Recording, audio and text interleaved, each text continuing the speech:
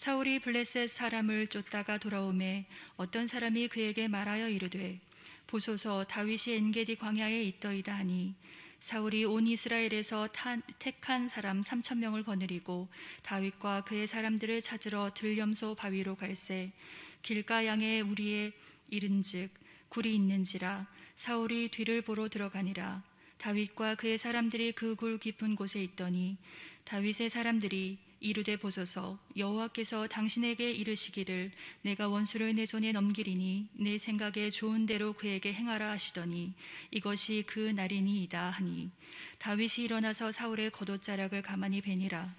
그리한 후에 사울의 옷자락 뱀으로 말미암아 다윗의 마음에 찔려 자기 사람들에게 이르되 내가 손을 들어 여호와의 기름 부음을 받은 내 주를 치는 것은 여호와께서 금하시는 것이니 그는 여호와의 기름 부음을 받은 자가 됨이니라 하고 함께 읽겠습니다. 다윗이 이 말로 자기 사람들을 금하여 사울을 해하지 못하게 하니라. 사울이 일어나 굴에서 나가 자기 길을 가니라. 아멘. 자, 오늘 이 시간에는 어디든지 주를 따라 46번째, 46번째 장소 엔게디로 가겠습니다. 자, 귀 있는 자는 성령이 교회들에게 하시는 말씀을 오늘도 들으시기를 바랍니다. 자, 오늘 이 엔게디에서 일어난 사건은 여러분도 아시는 꽤 유명한 사건입니다. 어느 날 다윗과 그의 사람들이 숨어 있던 동굴에 하필이면 이제 누가 찾아오죠? 사울이 찾아옵니다. 근데 그 사울이 볼일을 보러 들어오게 됩니다.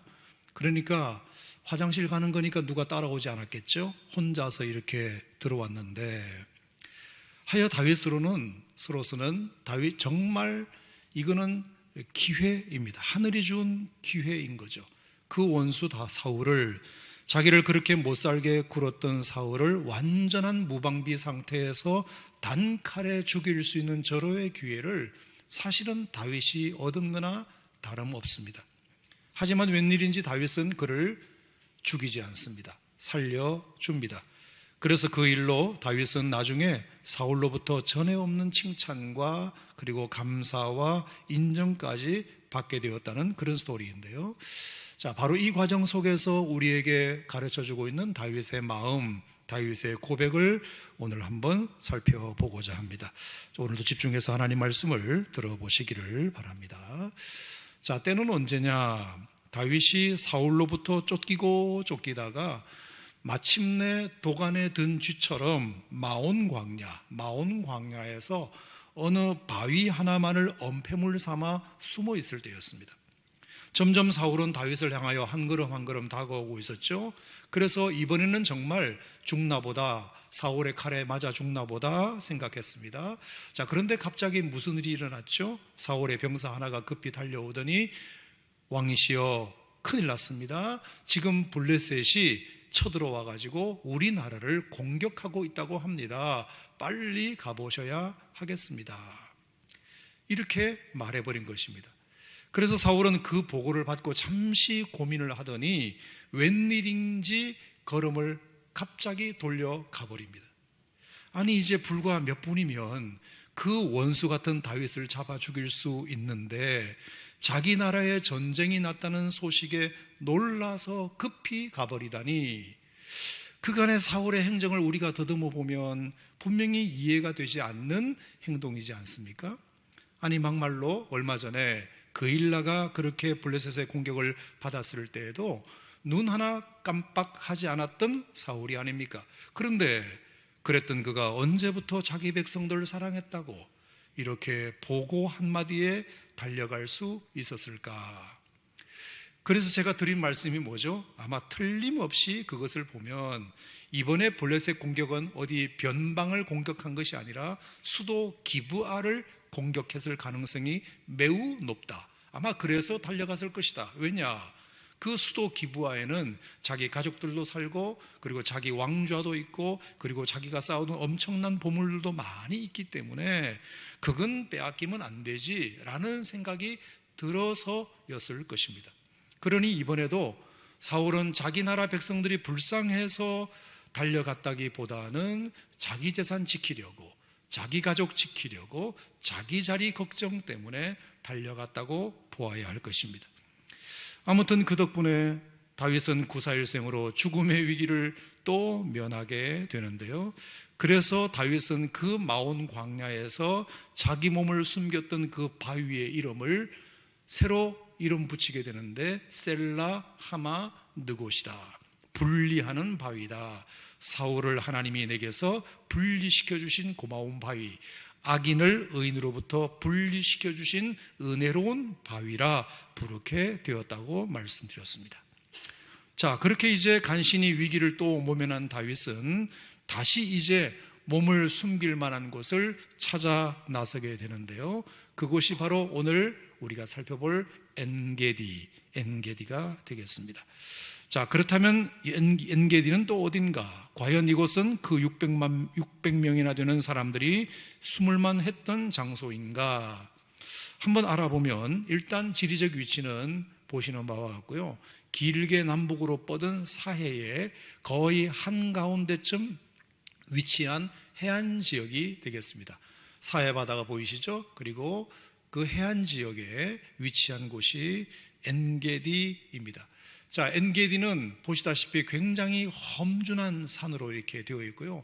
엄청난 바위들이 많아가지고 굉장히 험악한 지역을 가지고 있습니다. 그러니까 험악한 지형일수록 외부 사람들이 찾아오기가 어렵겠지요. 그래서 숨을 만한 곳이었다 이렇게 생각이 들고요. 또 가보면 여기저기 동굴들이 굉장히 많이 있습니다. 그러니까 600명의 사람들이 여기저기 흩어져서 동굴에 숨어 피할 수 있는 최적의 장소가 되겠습니다. 자, 뿐만 아니라 거기 보면 신기하게도 폭포가 있습니다. 물이 흘러요. 이스라엘에는 3대 오아시스가 있는데요. 에네글라임에 있고요, 여리고에 있고요, 그리고 여기 엔게디에 있어요.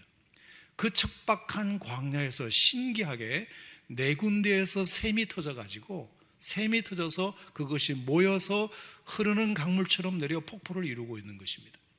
그러니까 얼마나 숨어서 지내기가 좋겠어요. 600명이. 그리고 이 엔게디의 원래 옛 이름이 하사손 다말, 역대하 20장 2절에 보면 하사손 다말이라고 나오거든요.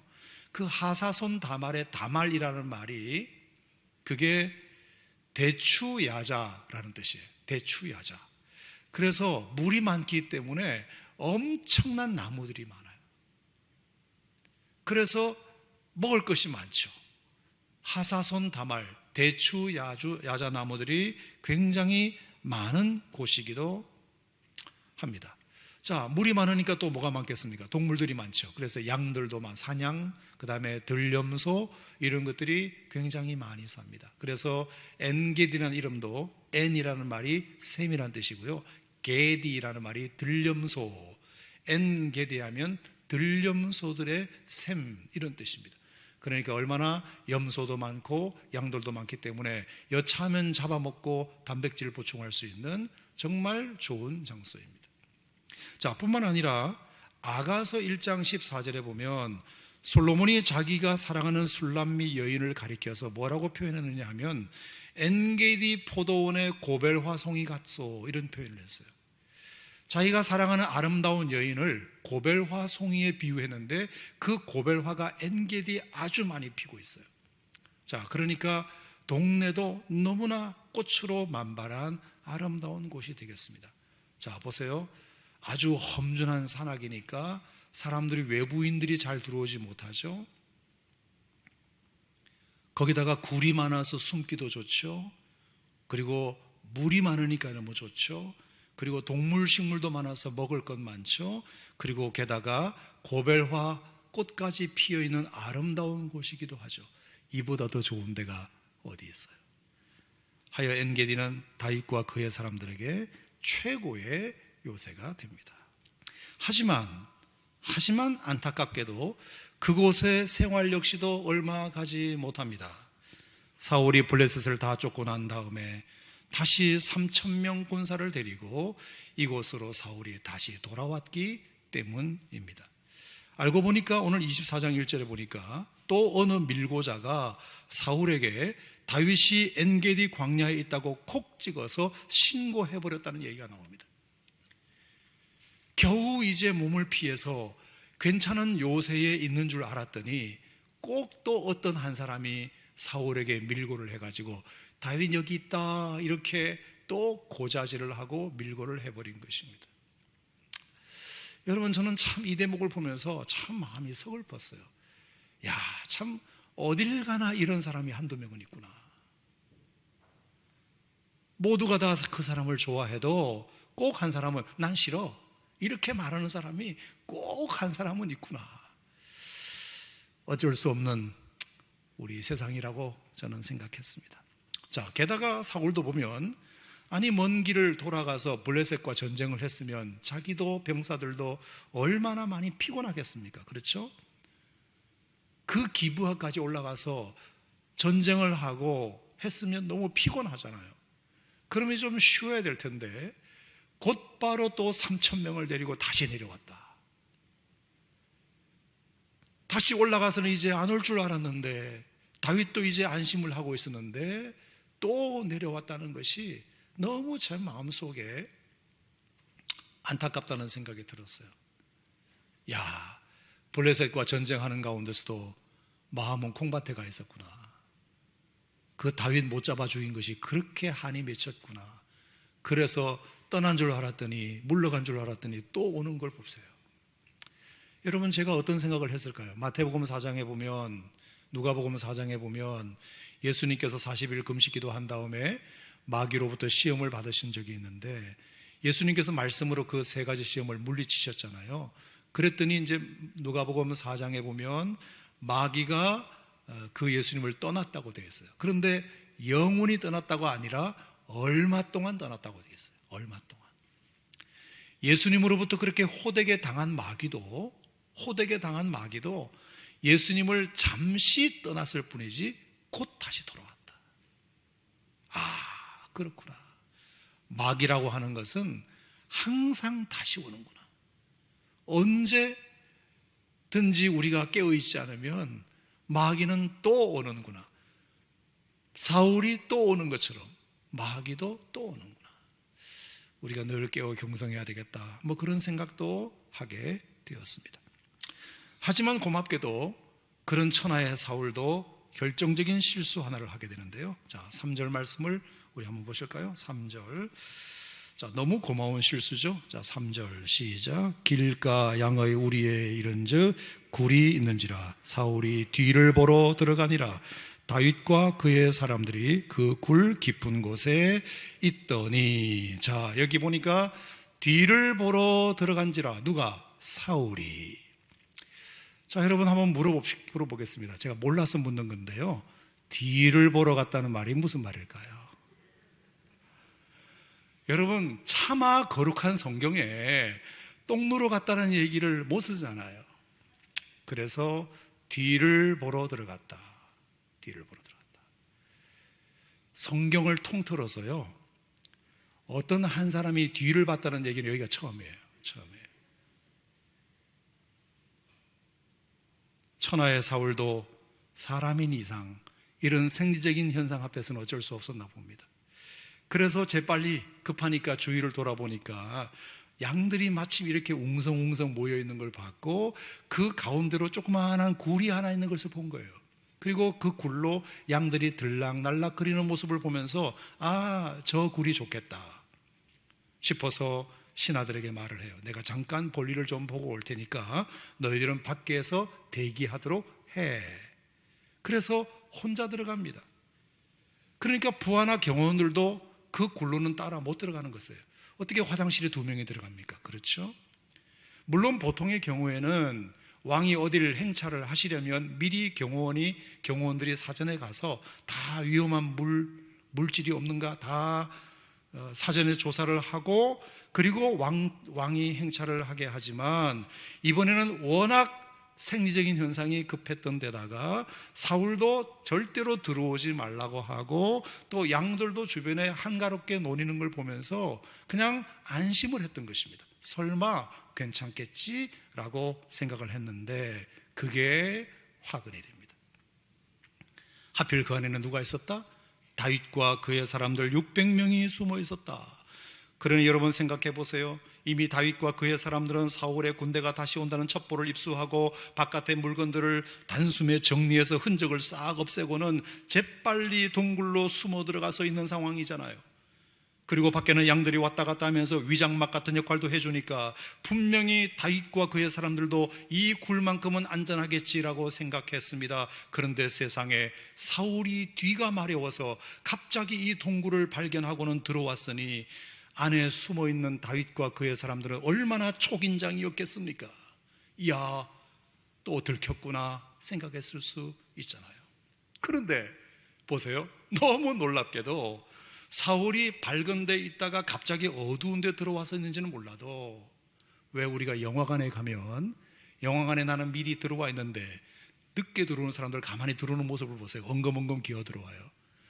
밝은 데서 어두운 가운데 갑자기 들어오면 이게 이제 좀 눈이 적응하는 데 시간이 걸리기 때문에 엉거주춤 들어와요. 사울이 저 밝은 굴 밖에서 들어오는 모습을 보는데 엉금엉금 조심스럽게 기다시피 들어오더니 갑자기 어느 지점 앞에서 뒤로 확 돌아서더니 바지를 확 내려버리는 것입니다. 그리고는 쭈그리고 앉아서 갑자기 거시기를 하기 시작하는데 그 모습을 600명이 얼떨결에 다 같이 생방송으로 구경하게 됩니다. 그러니 여러분, 그 장면을 지켜보는 다윗과 그의 사람들은 기분이 어땠을까요? 첫 번째, 웃음을 참느라고 웃음을 참느라고 힘들었을 것이다. 두 번째, 코를 막느라고 힘들었을 것이다. 세 번째, 눈을 피했을 것이다. 저한테 한번 물어보세요. 저는 어떻게 했을 것 같습니까? 저는 분명히 코를 막았을 것입니다. 아니, 후황도 안 틀어놓고 지금 뭐 하는 짓이야. 막혀있는 굴에 바람이 바깥에서 안으로 들어오면 그 냄새가 다 어디로 들어옵니까, 여러분? 제가 오늘 국수가 없어서 하는 얘기입니다.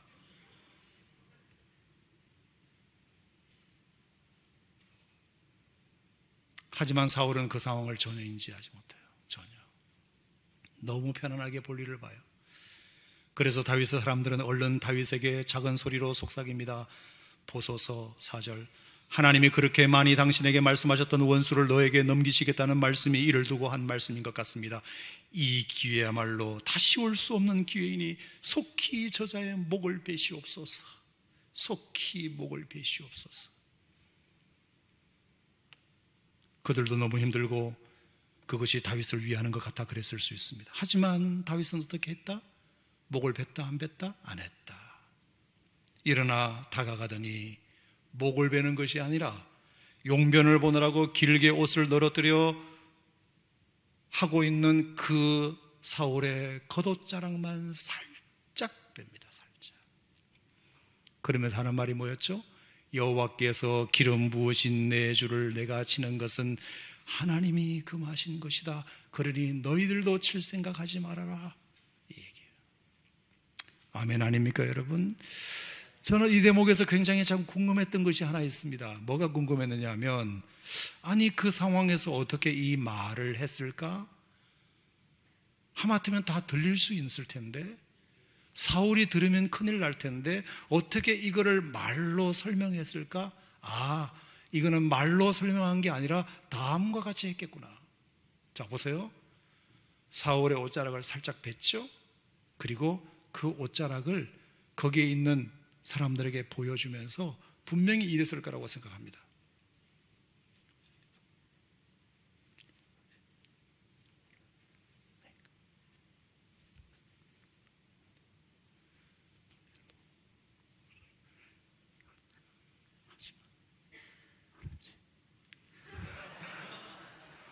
여러분 웃는 거 보니까 다 이해하셨네. 다 이해했어. 여러분, 때로는 말이 필요 없을 때가 있어요. 말보다 이게 더 강력할 때도 있어요. 다 알아들으셨잖아. 자, 무슨 뜻이에요? 여호와께서 기름 부으신 저 사람을 내가 치는 것은 옳지 않다. 그러니 너희들도 저 사람을 칠 생각을 하지 말아라. 알았지?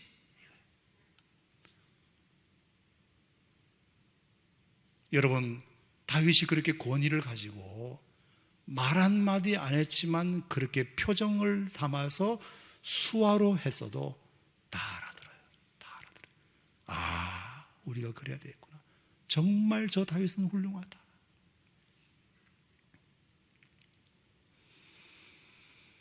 특히 더 궁금했던 것은 다윗이 그렇게 할 수밖에 없었던 이유인데요. 여러분, 좋은 이유는 그 좋은 행동을 더 빛나게 하는 법이잖아요. 여호와께서 기름 부어 세우신 종을 사람이 치는 것은 옳지 않다. 이것이 그가 사울을 죽이지 않은 이유라고 말했는데, 여러분 가만히 생각해 보시면 설마 다윗이 그렇게 한 것이 그 이유뿐이었겠는가? 저는 그렇게 생각하지 않아요. 첫 번째, 인간적인 이유도 있었다고 봐요. 자, 보세요. 사울은 다윗의 누구죠? 장인어른이잖아요. 자기 아내 미갈의 아버지란 말입니다. 그리고 더더군다나 자기를 목숨처럼 사랑해준 친구 요나단의 아버지예요. 자기 아내의 아버지, 장인어른이죠. 내 사랑하는 절친 친구의 아버지를 아무리 그 아버지가 미워도 내가 어떻게 죽여요? 인간적으로는 일단 그건 할 수 없는 일이에요. 아무리 그 사울 때문에 억울하고 고통스러운 나날을 보내고 있지만 그래도 그 인간적인 도리 때문에라도 차마 그럴 수는 없을 거라고 저는 생각합니다. 그리고 여러분 생각해 보세요. 만약에 다윗이 그 부하들의 말만 듣고 다윗이 사울을 죽였다고 해봅시다. 자, 그러면 그 다윗의 부하들이 100% 박수 칠 것 같습니까? 잘했다고. 어떻게 생각하세요? No, 절대로 그렇지 않습니다. 분명히 그 중에 누군가는 이렇게 말할 것입니다. 야, 그런다고 진짜로 죽이냐? 야, 무섭다 야. 무섭다 야. 자기가 왕 빨리 되고 싶어서 이제는 장인어른까지 죽이네? 친구 아버지까지 죽이네? 요나단이 자기한테 얼마나 잘해줬는데 앞으로 요나단 얼굴 어떻게 보려고 저러지? 여러분, 분명히 그런 사람은 몇천 있다 없다? 있다. 여러분, 제가 수많은 사람들에게 경험해 보니까요, 정말 죄송한 얘기인데 사람은 의외로 이중적이에요. 앞말 뒷말이 다르고요, 있을 때 한 말과 없을 때 한 말이 달라요. 겉말과 속생각이 다를 때가 아주 많아요. 말은 그렇게 하지만 속으로는 안 하는 것을 더 존경할 수도 있어요. 죽여라 죽여라 말은 하지만 속으로 진짜 죽여버리면 이야, 저 다윗도 별 수 없는 놈이네, 이렇게 생각해요.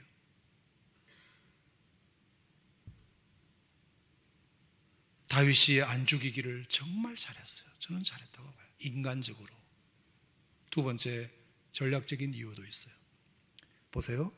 지금 만약에 다윗이 그 부하들의 말만 듣고 사울을 죽였다고 생각해 봅시다. 그러면 상황이 어떻게 될까요? 자, 바깥에서는 지금 사울의 군사들이 3,000명이 기다리고 있어요. 왕이 빨리 나오시기를 기다리고 있는데 어라? 볼일을 다 보셨을 시간인데도 안 나오시네? 그럼 어떻게 될까요? 경호원들이, 군사들이 그 굴 속으로 들어올 것 아닙니까?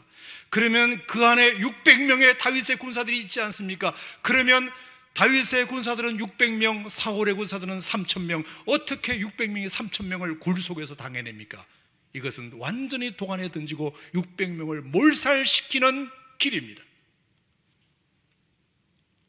다윗은 그걸 알아요. 전략적으로 이것은 절대로 해서는 안 될 작전이다. 그런데 사람들은 모르고 죽여라 죽여라 죽여라. 하나만 말고 둘은 몰라요. 하나만 알고 둘은 몰라요. 지금 내 기분대로 행하는 것이 원수 사울을 죽이는 시원함은 있겠지만 그것으로 인해서 감당하게 될 600명에 대한 희생은 누가 책임지느냐고요.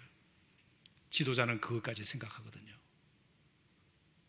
내 한 사람 원수 갚으려다가 600명 죽일 수도 있다. 그건 안 되지. 전략적으로 이것은 안 해야 될 작전이에요. 그렇죠? 근데 여러분, 오늘 본문에 보면 인간적으로 나는 못해, 전략적으로 못해, 이 구절이 하나도 없고요. 뭐만 있죠? 영적인 이유만 기록되어 있어요. 여호와께서 기름 부으신 자를 내가 치는 것은 옳지 않다. 인간적인 이유도 있고 전략적인 이유도 있지만 다윗은 오늘 그가 사울을 살려준 이유는 다른 이유가 아니라 영적인 이유 때문이다. 신앙적인 이유 때문이다. 하나님이 기름 부어 세우신 종을 사람이 치는 것은 옳지 않다. 여러분, 저는 이것이 오늘 저에게 너무나 중요한 교훈을 하나 주었어요. 그렇구나. 우리가 무엇을 결정할 때 인간적인 이유도 전략적인 이유도 물론 고려해야 하지만 반드시 빠뜨리지 말아야 할 고려사항이 있다면 그것은 영적인 이유도 맞느냐, 이게 신앙적으로도 맞는 얘기냐, 이것을 우리가 늘 체크해야 되는구나. 아멘. 그러면 하나님께서 그 이유에 감동하셔서 그 위기를 기회로 만들어 주신다고 믿는데 동의하시면 아멘 하시기 바랍니다. 따라합시다. 어떤 경우에도 영적인 이유를 붙들자. 아멘. 제가 언젠가도 말씀드렸는데 신학교 다닐 때 저의 1학년 2학기 성적이 너무 안 나와가지고 2학년 1학기 때에는 장학금 하나 없이 학기를 시작하는 바람에 정말 밥 사 먹을 돈마저 없을 정도로 힘들어서 결국에 기숙사 우유 아르바이트를 한 적이 있다고 제가 전에도 말씀을 드렸는데요. 당시 우유가 이제 빙그레 우유였거든요. 하나에 125원에 떼와가지고 125원에 떼와서 150원에 팔아먹는 거예요. 그러면 이제 하나에 25원씩 남잖아. 근데 남녀 기숙사를 다 통틀어서 150명 정도 우유를 먹었으니까 3,750원을 하루에 벌 수 있어요. 그것을 20일만 잡아도 7만 5천 원을 한 달에 벌 수 있는 좋은 기회란 말이에요. 마침 우유 아르바이트 학생이 그걸 그만두는 바람에 저에게 기회가 왔어요. 그래서 이건 못할 것 없다. 제게는 이런 인간적인 이유, 전략적인 이유가 충분히 저에게 있었기 때문에 우유 아르바이트를 시작하기로 마음을 먹었습니다. 근데 딱 하나 마음에 걸리는 게 있었어요. 그게 뭐냐? 영적인 이유는 아무리 찾아봐도 없었어요. 왜냐하면 그것을 하게 되면 기숙사 새벽 기도회는 못 나가는 거였거든요. 하필 우유가 신학생들 새벽 기도 드리는 시간에 우유가 도착하기 때문에 새벽 기도 끝나고 오기 전에 우유를 빨리 각 방마다 다 배치를 시켜야 되는 거예요. 그래야 이 친구들이 새벽 기도 끝나고 와서 우유를 마시고 들어가니까 저는 한 학기 내내 새벽 기도를 못 나간다는 것은 기정사실이었어요. 마음에 약간은 찔렸지만, 신앙적 중심에 약간은 찔렸지만, 인간적인 이유가 더 중요하지 그딴 것이 뭐가 중요해, 그렇게 생각해서 2학년 1학기에 우유를 돌리기 시작했고 마침내 한 달이 되어 수금할 때가 되었습니다. 하여 저는 한껏 기대에 부풀었습니다. 드디어 나도 7만 5천 원을 손에 쥐는구나. 우유 대리점 아저씨에게 원금을 드리고 나면 수중에 7만 5천 원이 남겠지 생각하고 기숙사 방송실에 가서 방송을 시작했습니다. 마이크 테스트. 우유 아르바이트 학생입니다. 이제 월말이 되어 오늘 밤 우유값을 수금할 예정이니 준비해 주시기 바랍니다. 그리고 나서 각 방을 도는데요, 저는 당연히 사람들이 우유를 먹었으니까 잠자코 앉아서 우유를 값을 준비해서 나한테 줄 알았어요. 근데 몇 방을 도는데 일단 방 안에 없는 인간들이 너무 많고요, 그리고 있는 인간들도 다음에 줄게, 미안해, 다음에 줄게, 그러는 겁니다. 첫날부터 스텝이 꼬이기 시작하는데 불안한 마음이 생겼어요. 다음 날 가니까 다음 주에 줄게, 다음 주에 가니까 다음 달에 줄게. 제가 그때 중요한 진리를 하나 깨달았어요. 신학생들도 되게 못됐구나, 이걸 깨달았어요. 아니, 먹었으면 돈을 줘야 되는 거다요. 돈을. 어떻게 돈을 안 내고 우유를 먹습니까? 그래서 결국은 그때부터 우유값 외상장부를 들고 학교 캠퍼스를 누비기 시작했습니다. 도저히 기숙사에서 만날 수가 없으니까. 그래서 강의실에서 만약에 만나서 리스트를 보고 만약에 외상값이 있으면 제가 그 형제에게 찾아가서, 형제님 미안한데 지난달 우유값 좀 주시겠어요? 형제님 지난달 우유값 좀 주세요. 강의실에서 며칠 그렇게 하니까 슬슬 사람들이 저를 피하기 시작했습니다. 그러면서 저것도 우유값 받으러 왔다. 저것도 우유값 받으러 왔다. 도대체 이게 할 짓이 아니라는 것을 그때 깨달았어요. 제가 그까지 돈 몇 푼 때문에 신임을 다 잃어버리겠구나. 게다가 돈을 찔끔찔끔 받으니까요, 늘 주머니에 돈은 있어요. 근데 그건 내 돈이 아니잖아요. 그런데 그걸 내 돈처럼 밥 사 먹고 간식 사 먹고 책 사 보고 그랬어요. 한 달 뒤에 대리점 아저씨가 수금하러 올 때는 오히려 돈을 빌려서 드려야 하는 일만 반복되었습니다. 자, 돈은 없죠. 10만 원 잃어버렸죠. 신경 쓰느라 공부도 더 못했죠. 그래서 2학년 2학기 역시도 장학금 없이 출발했습니다. 게다가 신학생이 새벽기도를 못 나가니 영적으로도 완전히 망가졌죠. 아, 이게 할 짓 아니구나. 신학생에게 가장 중요한 영적인 것을 내려놓고 돈 앞에서 내가 너무 쉽게 포기했구나. 우리가 필요한 것은 해야 하지만 어떤 경우에도 영적인 것을 손해보면서까지 하면 안 되는구나. 그것을 깨달았어요. 그래서 아르바이트 딱 접고 다시 새벽기도부터 열심히 나가고 공부 열심히 하기를 시작했더니 다행히 2학년 2학기 성적이 잘 나와가지고 그래서 3학년 1학기에 다시 군목 후보생 장학금을 한 달에 7만 원씩 받게 되었고요. 때마침 사역의 길까지 열려가지고 교회 전도사 사례비 드러나봤나 7만 원, 그 7만 원도 3학년 1학기부터 받게 되었어요. 그래서 무려 14만 원이 제 수중에 들어왔고요. 게다가 정말 생각지도 않게 마침 그때 국방대학원 교회에서 각 신학대학의 군목 후보생들에게 주는 장학금이 생겼는데 각 신학대학별로 한 명씩 가장 성적 좋은 후보생 한 명을 오라 그래가지고 장학금을 주는 행사가 있었는데 제가 성적이 제일 좋았기 때문에 갔죠. 갔더니 30만 원을 저한테 줬어요. 그래서 무려 44만 원이 제게 생겼어요. 여러분 왜죠? 인간적인 이유, 전략적인 이유를 기치로 내걸고 영적인 것은 무시하고 했을 때 내가 어떤 당패를 받는가. 하지만 내가 영적인 것을 붙들고 나갔을 때 하나님이 나에게 어떻게 축복하셨는가. 제가 그것을 깨닫게 되었어요. 제가 그래서 확실하게 믿게 된 게 뭔지 아세요? 너희는 먼저 그의 나라와 그의 일을 구하라. 그리하면 이 모든 것을 너희에게 더하시리라. 그러나 여러분도 부디 어떤 경우에도 영적인 것을 포기하면서까지 돈 버는 일은 없기를 주의 이름으로 축원합니다. 축원합니다. 마지막으로 한 가지만 더 말씀드리면 제가 오늘 이 본문을 통해서 정말 감동받은 것이 하나 더 있어요. 자, 5절에 보면 그리한 후에 사울의 옷자락 뱀으로 말미암아 다윗의 마음이 찔렸다는 부분이에요. 마음이 찔렸다. 여러분 어떻게 생각하세요? 목을 뱉다면 말이 이해가 되는데 옷을 잘랐잖아요.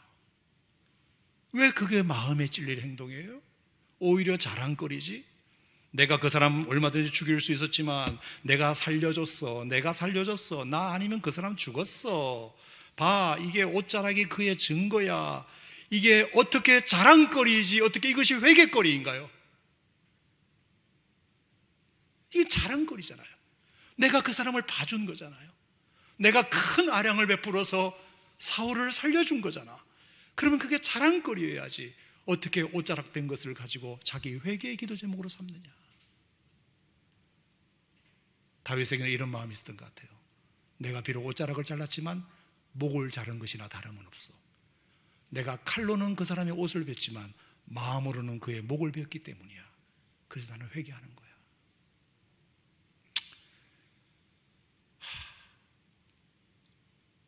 그래서 나는 회개하는 거야. 여러분 요즘 세상은요, 목을 자르고도 옷 자른 것처럼 버티는 사람들이 얼마나 많은 세상입니까? 남의 목을 잘라놓고도 옷 자른 것처럼 아무것도 아닌 것처럼 여기는 사람들. 근데 다윗은 겉옷을 베어놓고도 목을 자른 것처럼 회개하고 있는 그 다윗의 영성이 얼마나 감동이 되는지 몰라요. 하나님이 다윗을 그냥 쓰시는 것이 아니구나. 여러분 오늘 어린이 주일인데 어떤 마음이 어떤 영성이 우리에게 회복되어야 될까? 저는 이 진정한 회개의 영성, 이것이 저와 여러분들에게 회복되기를 축원합니다. 언제부터인가 우리에게는 이 옷자락 정도 베는 것은 우리의 회개 리스트에서 사라진 지 오래입니다. 뭐 어때? 당한 걸로 치면 내가 더 많이 당했는데, 그러니 이 정도는 내가 얼마든지 할 수 있어. 이건 아주 약과야. 내가 당한 것에 비하면 내가 하는 건 아주 약과야. 이렇게 자기 합리화를 하고 있는 세상이잖아요. 저는 그래서 오늘 여러분들에게 유진 피터선의 말을 결론으로 내리려고 합니다. 우리가 같이 한번 읽어볼까요? 시작. 하나님의 기름 부음 받은 사람은 사울만이 아니라 세상 모든 사람이다. 그들 모두가 하나님의 형상대로 지음받았음이 곧 기름 부음 받은 존재라는 뜻이다. 여러분과 제가 모두가 다 하나님의 형상대로 지음받은 줄로 믿습니다. 그러면 그 사람은 곧 여호와의 기름 부음 받은 종이나 같습니다. 그러면 겉옷자락 본 것만, 뵌 것만 가지고도 가슴이 아파야 됩니다. 마음이 찔려야 합니다. 사람들은 꽃으로도 때리지 말라 그랬습니다. 꽃도 폭력이 될 수 있다. 겉옷자락을 베는 것도 마음으로는 목을 벤 것과 같기 때문에 그것도 안 된다. 자기 합리화하지 말자. 자기 정당성을 주장하지 말자. 내가 당한 것이 많다고 나도 그렇게 해야 된다고 생각하지 말자. 그건 하나님의 방법이 아니다. 그 정도쯤이야 죄가 되지 않겠지. 이렇게 자기 스스로 죄의 기준을 정해놓지 말자. 오늘 여러분 어린이 주일입니다. 우리 안에 회복되어야 할 두 가지 중요한 마음이 있다면 어떤 경우에도 영적인 이유를 먼저 붙들자. 할렐루야. 그리고 그까지 옷자락을 벤 것을 가지고 마치 목을 벤 것인 양 마음 찔려하는 이 회개의 영성, 이것이 우리에게 필요하다. 이 어린이 주일에 여러분 정말 이런 순전한 마음이 여러분들에게 회복되었으면 좋겠습니다. 여러분, 사랑은 시기하지 않는다 그랬죠? 자랑도 교만도 하지 않는다 그랬어요. 사랑은 모든 것을 감싸주고 끝까지 바라고 믿고 참는 것이라고 그랬어요. 오늘 우리가 함께 찬양할 때 여러분 마음속에 진정한 사랑이 뭔지, 진정한 믿음이 뭔지를 회복하는 그런 복된 시간이 되시기를 축원합니다.